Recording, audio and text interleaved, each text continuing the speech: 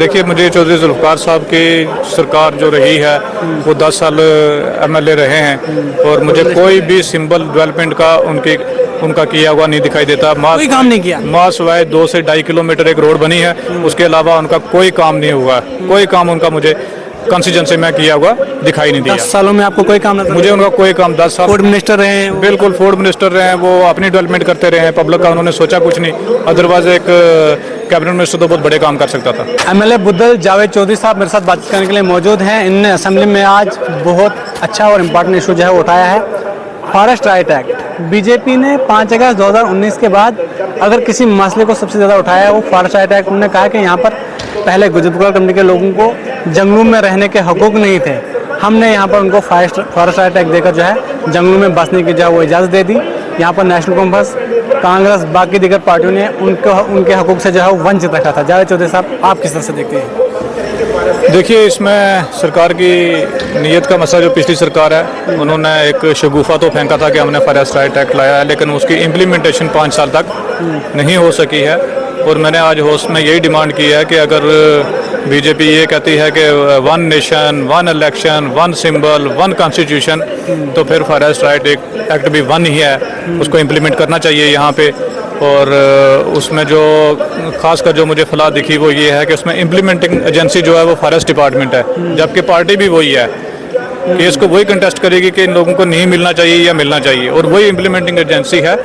उसको हटा के ये रेवेन्यू को देना चाहिए या फिर इसके ट्राइबल अफेयर डिपार्टमेंट इसको डील करे और इस पे वर्क होना चाहिए। मैंने आज मिनिस्टर साहब से यही दरख्वास्त की है कि इसके ऊपर जो है सीरियसली इसको लेना चाहिए।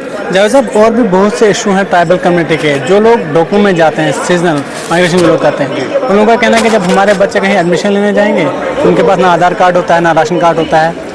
उनको आखिर कब सरकार जो है उनके लिए इकदाम उठाएगी ताकि उन्हें स्कूलों में एडमिशन मिले, उनके बच्चे पढ़ सकें? देखिए, जो आधार कार्ड तो आजकल सभी के पास है, ऐसा तो मुझे लगता कोई नहीं कि जिसके पास आधार कार्ड ना हो।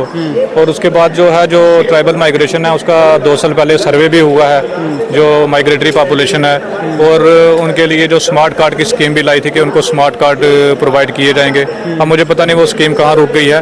वो भी एक फ्लैगशिप स्कीम थी कि वो जैसे ATM यूज़ करते हैं ऐसे वो अपना स्मार्ट कार्ड यूज़ करके जो सभी फैसिलिटीज़ हैं वो अवेल कर सकते थे।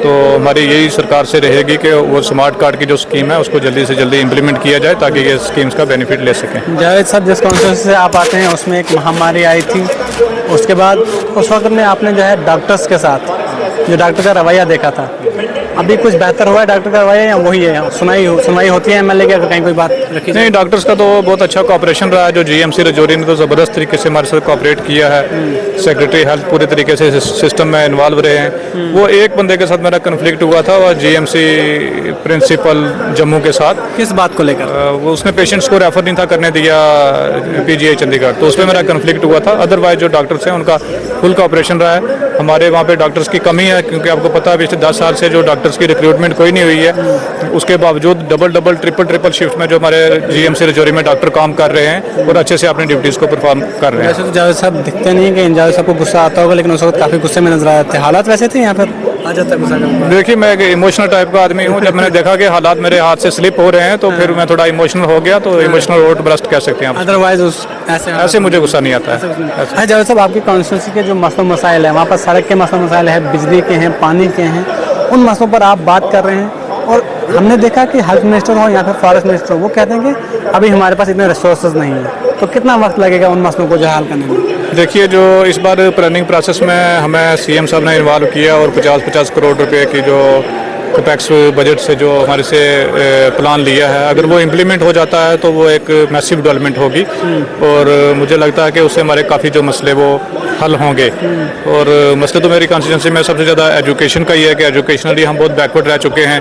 और उसके बाद रोड इंफ्रास्ट्रक्चर नहीं है, और उसके बाद लाइवलीहुड का कोई सोर्स नहीं है, कोई इंडस्ट्री नहीं है, कोई फैक्ट्री नहीं है। तो इसलिए मैं चाहता हूँ कि मेरा एरिया जो टूरिज़्म पे आए, और हार्टिकल्चर के जो मैप पे एरिया को मैं चाहता हूँ कि उसमें काम होना चाहिए। आखिर में आपसे जानना चाहूँगा, जुल्फ़िकार चौधरी साहब ने कहा कि जब हम मिनिस्टर थे हमने वो सब काम करके दिखाए जो मुमकिन नहीं थे, लेकिन अभी सरकार को 6 महीने हो गए, इन्होंने कुछ भी नहीं किया। देखिए, मुझे चौधरी जुल्फ़िकार साहब की सरकार जो रही है वो 10 साल MLA रहे हैं, और मुझे कोई भी सिंबल डेवलपमेंट का उनका किया हुआ नहीं दिखाई देता। कोई काम नहीं किया। मास वाय 2 से 2.5 किलोमीटर एक रोड बनी है, उसके अलावा उनका कोई काम नहीं हुआ। कोई काम उनका मुझे कंस्टिट्यूंसी में किया हुआ दिखाई नहीं दिया। 10 सालों में आपको कोई काम मुझे उनका कोई काम 10 साल फूड मिनिस्टर रहे हैं। बिल्कुल फूड मिनिस्टर रहे हैं, वो अपनी डेवलपमेंट करते रहे हैं, पब्लिक का उन्होंने सोचा कुछ नहीं।